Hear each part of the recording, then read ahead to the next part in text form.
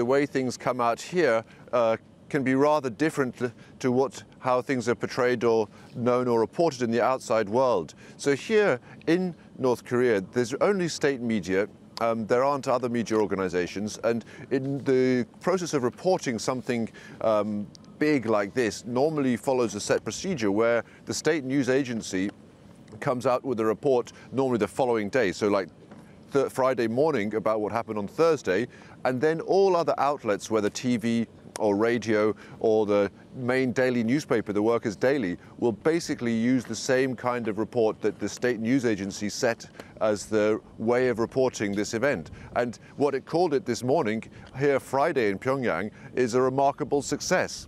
And the report went on to say that both leaders had a chance to have a constructive and candid exchange of their opinions over the practical issues about putting into place what was realizing what was declared in Singapore last June. It went on in more detail, which I think does show certainly the importance of what the difference of the North Korean approach to all of this is, which is that it remarked repeatedly about the need to write a new history of relations between the US and North Korea and to end the decades-long, decades of what it called characterized by antagonism and mistrust. So this is very much the way that the North Koreans see this whole issue, as came out in that Singapore declaration. First and foremost for them, it is building trust with the US, turning around the relationship, so overcoming what has been 70 years since the Korean War, where the narrative here has been very much anti-American and trying to turn all of that hostility into friendship. The other things which are the priorities for the Americans, like denuclearization, actually come further down the list for the North Koreans, essentially. They don't feel that they can get onto that if relations overall are still bad with North Korea, with America, sorry.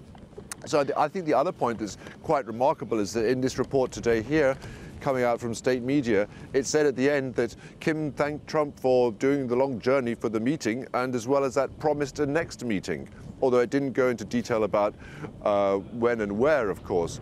So overall, this whole week, all of the reporting since the first reports came out on Sunday of the departure of North Korea's Supreme Leader Saturday here in North Korea, all of this reporting here, it's all been presented as successful. It was even described as successful before it happened.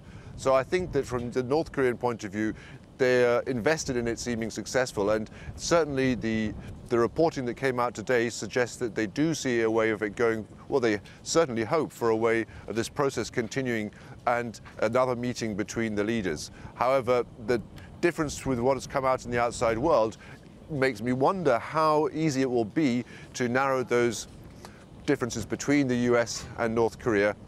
However, if we do still see signs of diplomatic contact at whatever level, I think that is at least reassuring. But it might take, I mean, the North Korean leader is still not back here yet. He might not get back here until next Tuesday. He's supposed to leave from Hanoi on Saturday, and the journey, if he goes by train the same way as he left here, it was like about 3 days.